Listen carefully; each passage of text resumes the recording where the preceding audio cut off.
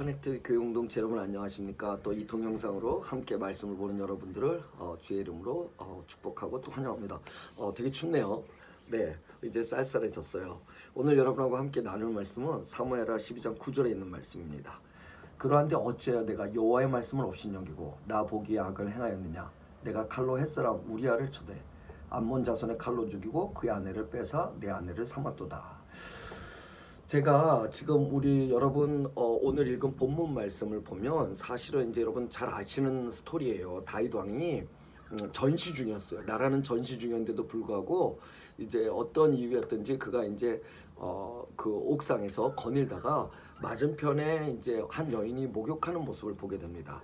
그리고 그 마음에 욕정을 품게 되죠. 이 여자의 이름은 바세바고요. 그리고 이 여자는 누구에게 소속된 아내냐면 바로 자기의 충신스러운 부하였던 우리아 장군의 아내였습니다.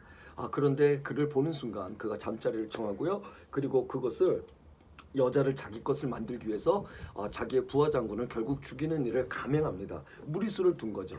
그리고 그 무리수를 두고 어떻게 넘어가려는지 모르겠지만 오늘 여러분 읽으신 본문의 말씀처럼 하나님의 선지자가 나타나서 다윗의 잘못을 정확하게 얘기해서 꼬집는 장면이 오늘 함께 보는 말씀입니다.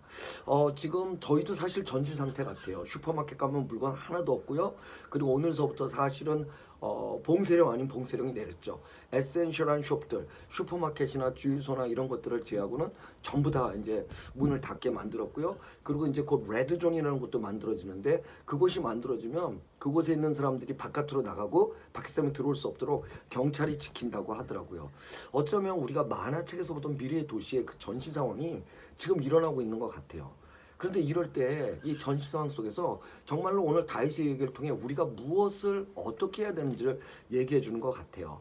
제가 이런 전시 상황 중이니까 이제 정부에서 지침도 교회도 venue of worship 할 수 있는 그런 장소를 모이는 거를 금지하고요. 그래서 이제 조그만 공동체는4스퀘어미터씩 간격을 두고 세니타이저를 사용하는 몇 가지 지침을 내렸더라고요.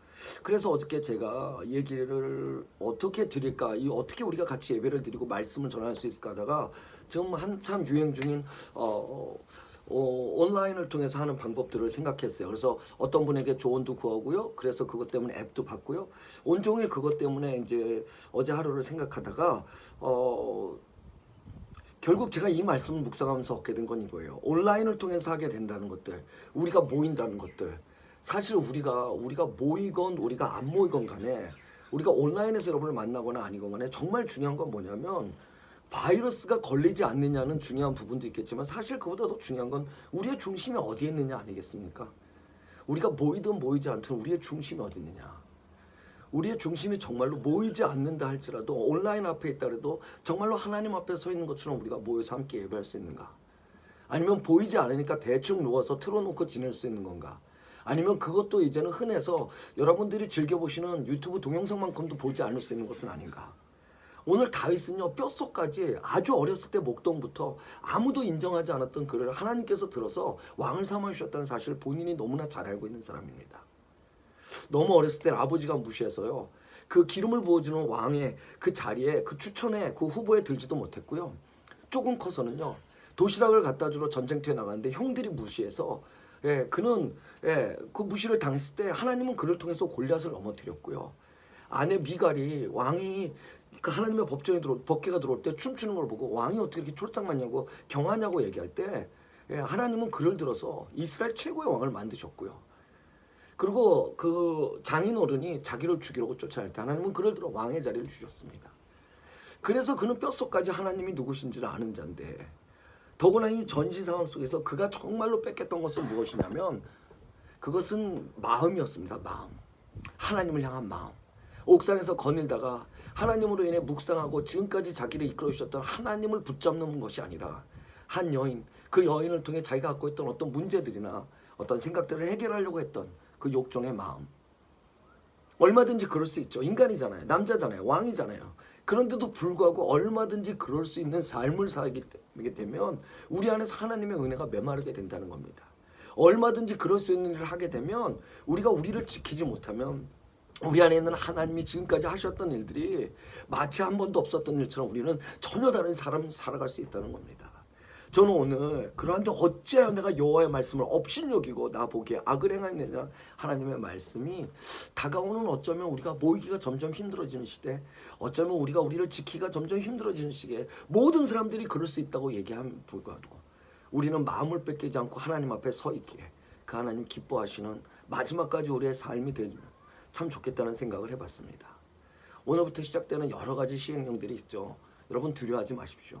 오히려 그것이 온라인이든 아니면 그것이 우리가 오프라인이든 모이기에 더 힘쓰고 하나님 앞에 더 서 있는 것 같고, 우리 맨날 말로는 삶이 예배가 돼야 된다는데 그런 삶을 사시는 분이 몇 분 계십니까?